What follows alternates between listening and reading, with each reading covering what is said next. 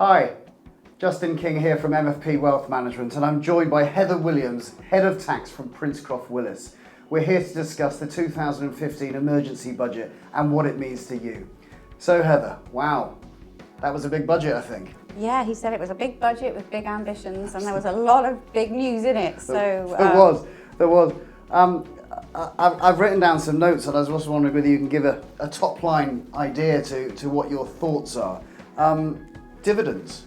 Yes, I mean, obviously that was the big news. So up till now, people who own their own businesses, they can take out effectively about £43,000 completely tax-free, but the Chancellor stopped that today, and from next year, you will only be able to take up to £17,500 tax-free, and that's going to really affect the owner-managers who take roughly £43,000, but it's going to be absolutely enormous news for those who take significantly more than that in dividends. So anyone in that situation needs to come in and look at their tax planning immediately so that they've got the plans ready for next year.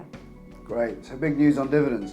And the next thing I've written down is annual investment allowance. Tell me about that. Yeah, well, annual investment allowance is a really positive thing. It's the amount of money that a business, and this really helps businesses that are investing in capital or engineering or something that they're buying to enhance their business. Effectively, if they spend this amount of money, and the annual amount of money that's set, they can deduct it against their profit. But in the past, it was up to about £100,000 last year, but it went up, down, up, down. What he's done today is he's raised it to £200,000, and it will be a permanent allowance, and that's extremely important for those of you who own your own businesses. You know that you need some lead time to plan investments, so that's really good news for most of my clients. Great. Well, some good news there. That's nice to hear.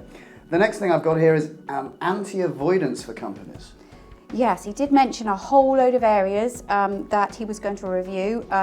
What's a real shame about this is there wasn't a lot of detail in the budget, so we're going to have to trawl, as we normally do, through the press releases later and find out what this really means. But some of the things he mentioned, like stock levels and sole company employees and the use of losses overseas, are things that we would normally consider normal tax planning, and he's now bringing them within the tax avoidance net. So, more to follow, and anyone affected, obviously, please come and talk to us about it.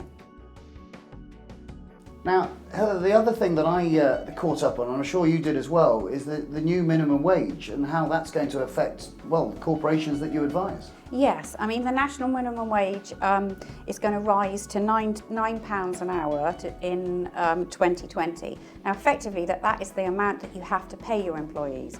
And that is really good news if you're an employee, and obviously it got lots of exciting roars in the audience, didn't it? But if you're a company and you pay people by the hour, then that could significantly damage the retail businesses on the high street, which are already struggling through enhanced rents and wage bills. So I think it could be extremely damaging for quite a lot of retail businesses, manufacturing businesses, and we really need to be really be well aware of that. It could cut down the number of employees' jobs as well, because obviously there's a limited pot that you can use to pay people. So I don't think it's entirely good news. Right. Great. And then some more good news, I think. Finally, I've got corporation tax going down.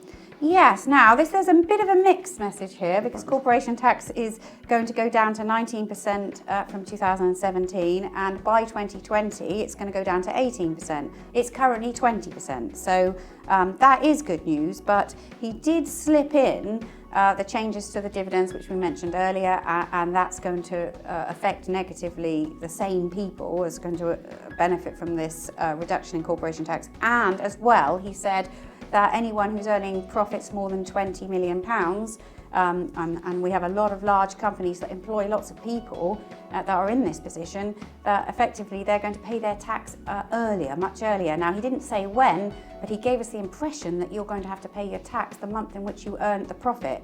And for some businesses that are seasonal, that can be really bad news, because you could pay tax on profits that by the end of the year you're not actually going to earn. So we've got to look for the detail in that, but it could be really bad news. Sure. So, fantastic. Thank you very much for that, Heather. That's a great roundup. It sounds like to me that obviously advice is, imperative. Clients should take advice with all these changes and should come and talk to people like yourself and the team here at Princecroft Willis to get the right advice about what to do with all these implications.